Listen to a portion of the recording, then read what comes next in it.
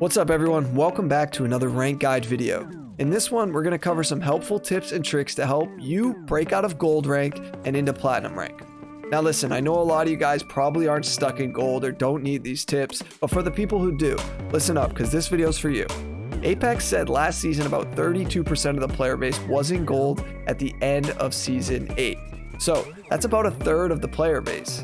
And so anyone who's not familiar with my channel, I did a solo to masters guide last season. I also did a diamond ranked guide as well.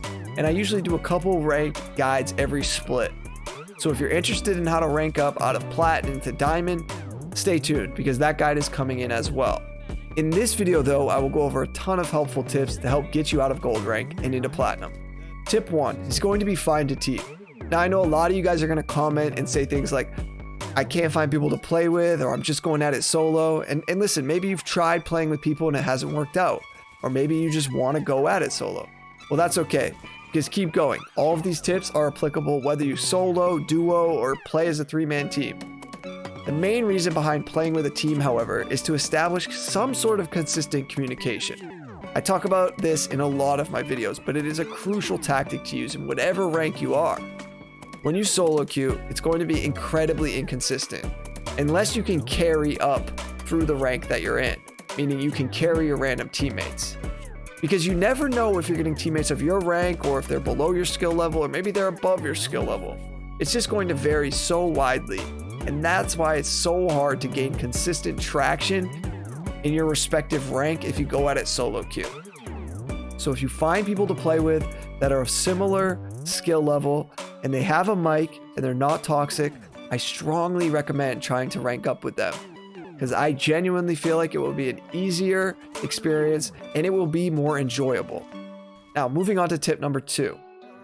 In my opinion, I like to try to get early kill points.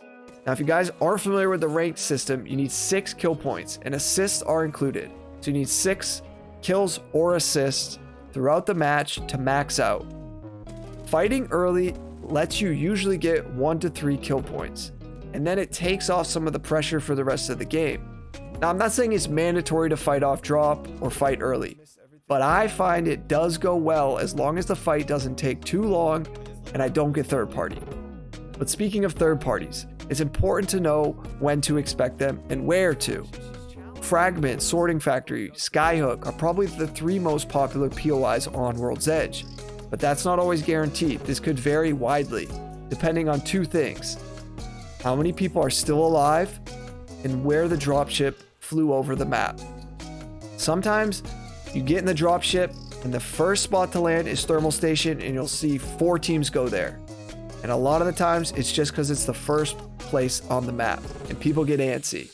So, fighting off drop can be beneficial, but if you solo queue, it's going to be incredibly risky. Because if you don't establish any communication, seconds really matter in those fights to know if somebody's weak, to know who's fighting who, and where did all these people land. Make sure you're looking around and trying to establish where people are going. Tip number 3, play strong legends. Some of my recommendations for ranked in this split would be Wraith, Caustic, Crypto, Bloodhound, Loba, Horizon, Volk, Gibraltar, Bangalore, Lifeline. There's actually more legends that are better than ever right now, so the meta is fairly balanced. And as always, I get comments being like, but I play Mirage and I do well with him. Hey listen, by all means, don't listen to me and play who you want. The 2 things I'll say is it's better to play a legend you know how to play than doing bad with a good legend. And also the second thing is be aware of your abilities and how they can help you and your team in any given situation, whether it's engaging in a fight, backing up from a fight, repositioning, whatever it may be. Just be hyper aware of what your abilities are and how they can benefit you and your team. Tip number 4, try to look for the certain weapons that you feel you are most comfortable with. Ranked is going to be higher stakes than pubs, so try to make it count. Now I know you won't always be able to find your ideal loadout, but if you can hone in on a few weapons that are your favorite guns and you feel like you're really good with, then play that playstyle and look for those guns. I promise it will turn out much better in these games. So for me, it's generally an assault rifle and an SMG or a shotgun. And that's because of my playstyle. I engage in some mid-range fights, but mostly it's going to end up close range. So I need something close range. I don't usually run a sniper because that's not really my play style and that's not really my preference. But once again, this is honed in to your own play style. So if you want to grab a sniper and you want to grab a bow or something like that, go for it. I'm telling you to pick the weapons that you feel you are strong with and use those and then play that play style. Once again, this tip here is going to be hard if you're solo queuing. If you like to play the long game and you like the bow or the long bow or the sentinel, but your teammates are using shotguns and they're trying to take fights up close, it's going to hinder you in those fights. Unless you're really good and you're able to get some nice wide angles or cross shots on the opponents, you're going to feel ill-equipped in those fights when they get up close. So plan accordingly. Oh, and before I go on with the rest of these tips, you gotta do me a solid and hit that like button. You know, help me out a little, show the YouTube algorithm what's up. It's free and it'd mean a lot to me. Moving on to tip 5. Now obviously placement is important in ranked, and in the lower tiers, you can steadily gain RP just through placement, which to me means you should be willing to take more risks. The higher up you go in the ranks, the higher the buy-in will be. So if you die off drop in platinum, it's gonna be minus 36 RP. Compared to the minus 24 in gold. Now, only 12 RP doesn't sound like a lot, but trust me, it does add up. So if you're in the gold ranks, be willing to take some risks here and there. I'm not saying play super risky if you're a gold level player and you haven't made it to platinum.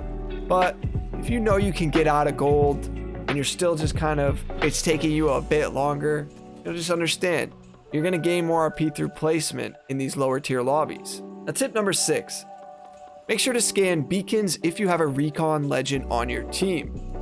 I encourage playing the circle, especially if you have a recon legend to give you the next ring knowledge. It will definitely help you out if you know where you're heading ahead of time and what real estate you should look to occupy once you get there. Tip number 7, if you solo queue, don't feel obligated to die for your random teammates if they do something stupid. Now, I know the word stupid here is totally subjective to your opinions of it, but if it means the difference between you gaining or losing RP, I trust you know the right decision to make. And if you're still unsure, we can always do a VOD review of your ranked gameplay, and I can help you analyze where things may be going wrong for you. Check the link in the description for my Fiverr profile, and we can schedule a coaching session.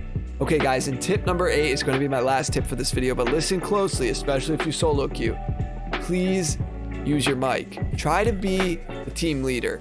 Unless somebody else is trying to establish themselves as that, most of the time in my experience when I solo queue, nobody really says too much, so it's important to establish some communication. And generally, they'll probably follow your lead. Not always, I can't guarantee that. Solo queuing is totally rolling the dice. It's going to be a huge variety of outcomes. But my tip still remains to be the same. Use voice communication and try to guide your teammates to the right direction and to the ways in which that you want to go about playing the game. Sometimes they'll just completely ignore you and do their own thing, then in which puts you in a tough position. And I don't really have sound advice for that because it's going to vary so widely.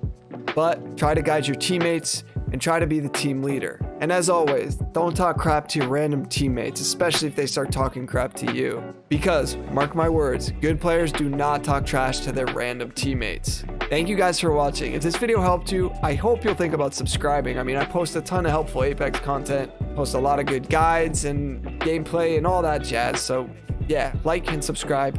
Thanks for watching, and I'll catch you on the next upload. Peace, guys.